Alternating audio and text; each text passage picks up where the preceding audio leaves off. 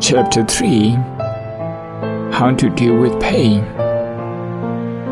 In sitting meditation, after a while, pain and tingling sensations usually appear. These sensations include itching, feeling stuffy, tension, and feelings of lightness and heaviness in some part of the body. All these sensations are considered as meditation objects, Vedana. Today, we shall discuss how we should deal with them. Vedana. Pain is a kind of Vedana, feeling or sensation. However, there are different types of feeling: pleasant, unpleasant, and neutral. Pain means unpleasant feeling. Feeling Vedana exists as part of a process in the non-stop function of psychophysical phenomena. It can arise from contact through the eyes, the ears, the nose, the tongue, the body, and mind, provided that there is a corresponding sense object present. In plain terms, you feel in 6 ways: through seeing, through hearing, through smelling, through tasting, through touching, and through thinking. Vedana, whether pleasant or unpleasant or neutral, is an experience that makes you aware of something. Psychologically speaking, it is a part of a cognitive process. It is more than a mere sensory state. We do not start meditating on pleasant or neutral feeling, as in most cases, they are not as clear as pain. We do not begin with a lesser-known object. Compared with pain, a pleasant feeling is less known, and a neutral feeling is the least perceived object by a beginner. That is why we talk about the pain which we confront in almost every meditation session. The way to deal with tension, numbness, and other unpleasant feelings, even neutral sensations, will be covered under this topic. Pain has a very important message to tell us when it arises. If we receive and realize the intended message for what it is, we can become wise. Instead, we tend to become impatient and trying to reject it outright. We do not have the sufficient courage to observe it, and even less to investigate its nature. Personalizing pain.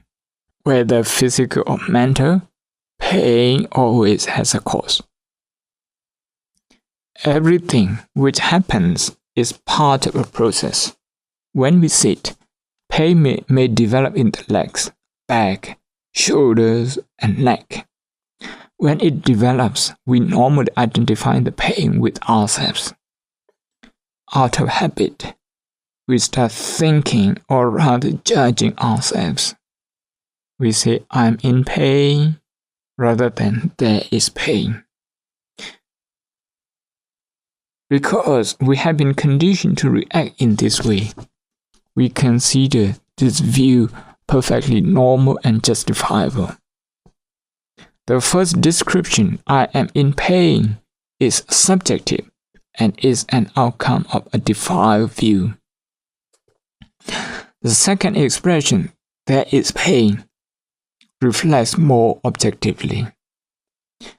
It is much more accurate to say that there is pain. There is no self with which to identify the pain.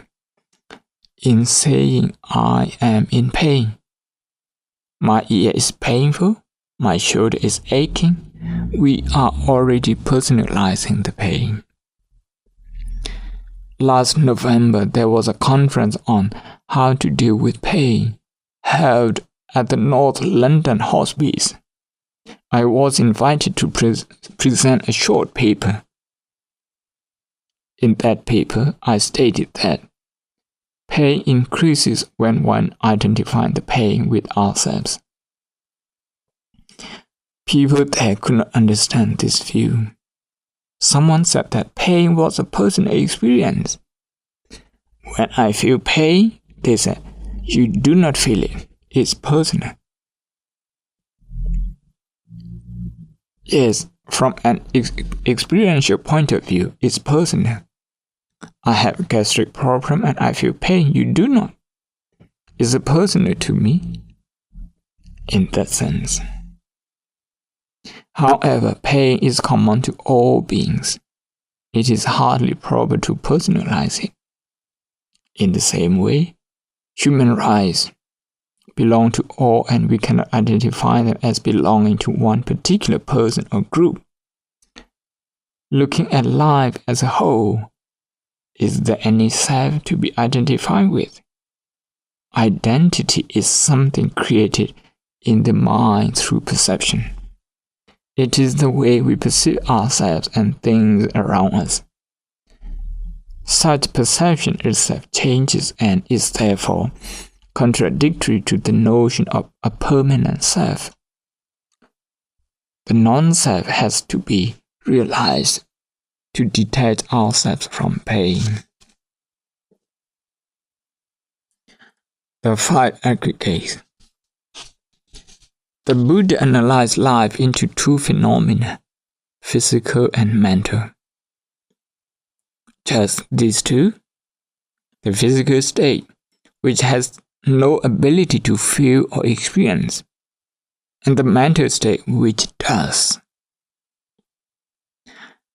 When you analyze yourself from top to toe, these are the only 2 states that exist.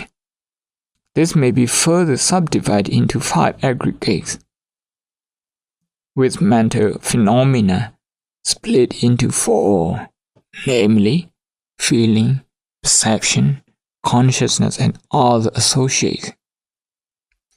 The person identifying conventionally as Dr. Leo Jotin still has the same 5 attributes as the person known as Venerable Dr. K-Dhammasami. This similarity will become clearer when we discuss the meditation technique on the impersonality of the body tomorrow. What this means is that a feeling arises from a cause, and when the cause disappears, the feeling vanishes.